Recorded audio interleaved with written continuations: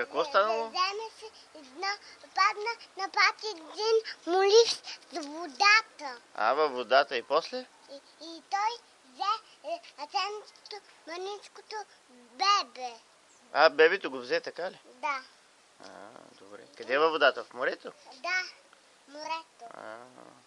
И сега имам още един молив. На някое детенце е паднало, ти си го взел, така ли? На пати падна. Нали? Обясни на тата.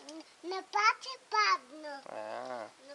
Оп! На пати. Внимавай, бе. На пати то падна. На пати. Разбирам.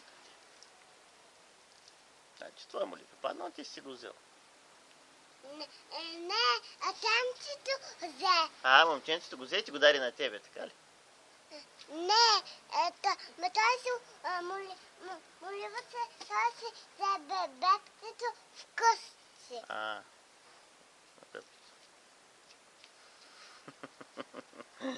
Тази голям си обяснител.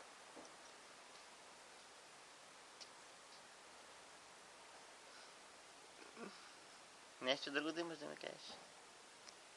И този няма вода, то няма се вода и то има се вода. Нямаше вода, имаше вода. Какво означава? А сега обясни на тата за лодката, как се прави. Пирката. Перката оправи. На лодката? Да. Така ли? Ти я оправи?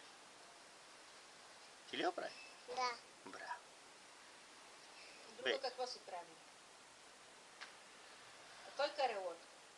Паче кара лодка.